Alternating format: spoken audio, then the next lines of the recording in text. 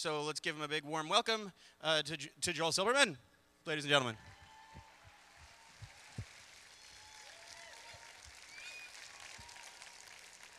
Hi.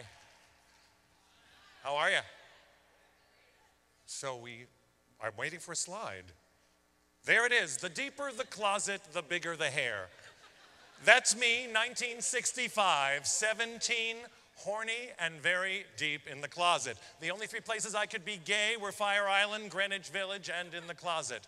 Being out and happy wasn't even possible, so I went to Indiana University, yes, that bastion of homosexual tolerance, where I met the sweetheart of my life and we became singing partners and we traveled all over the country. A year later, we found ourselves in New York. Maurice Seymour did our pictures and we made the big time with an agent playing the Holiday Inn in Dayton, Ohio. It was amazing. So 3 years later, what developed of that act? We got married and yes, the hair gets bigger. That took 60 hot rollers to do, and I was in the closet. Let's talk about it. And the color of the suit. No, I'm not gay, but there we are. And we were entertaining all over the country, and I was getting more miserable until we separated, and that's my first professional picture alone. Didn't I look happy? Yes. So I went to California to be an actor because I thought I was the new Robert Redford. I lost one thing. One thing only did I get rid of when I went to California. What was it? The mustache, yes. And I have helmet head and I'm auditioning for the Rockford Files. Give me a break.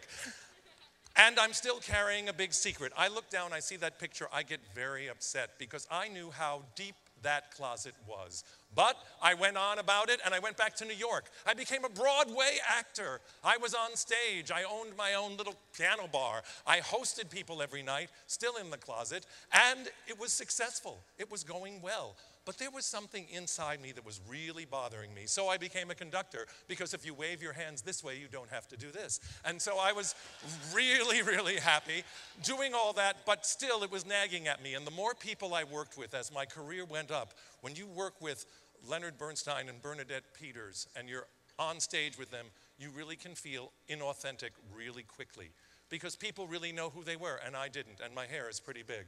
And I went on and I worked at Lincoln Center and this particular event was with AmFAR. I produced an event with Elizabeth Taylor and Dick Cavett. Dick Cavett was doing a rope trick and Elizabeth Taylor cut the rope and said, "That's how you cut the rope, Dick." I remember it very well because I was standing there with big hair thinking, this is for AmFAR and I'm still not out. So I went to Lincoln Center and conducted for B. Arthur. Years later, I came out to B. Arthur, and when I did, she looked right at me and she said, "Joel, were you the last to know?"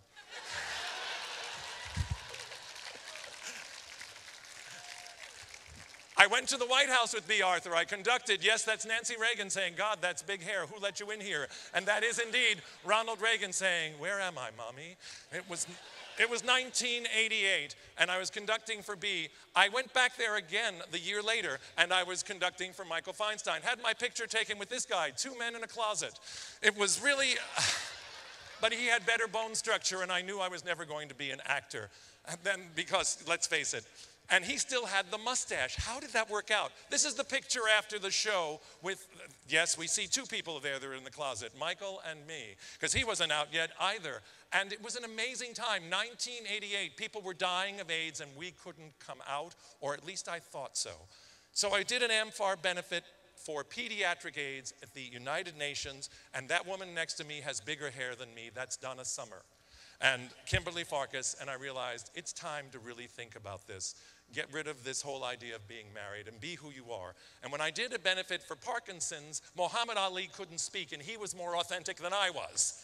And Madonna was the person who was speaking, and she was tiny and terrified, and when I asked her why, she said, "I don't have my armor, I only have words." I know how she feels tonight. So I started working for People for the American Way. I started teaching people how to be authentic. I came out. I lived my own life. I've never been happier, and I've never looked back, because there's nothing like being yourself in your own skin. 4 weeks ago, I'm on stage in Santa Barbara, California, in this very suit and tie with Jay Leno. We raised $1.1 million for cancer care of Santa Barbara. Now, I never thought I'd stand there, be in my own skin, and I didn't think about being gay for a minute. We had our picture taken backstage afterwards with Mr. Leno, and the photographer said, "Put your hands in your pockets." And Jay Leno looked at the two of us and said, "Your own pockets, please." And in an instant, I knew that this was the man I will marry next year on Valentine's Day. And I have never been happier in my life. And it is thanks to you and the work that we have done together that that's possible. I didn't think it was when I was 15. Bye-bye.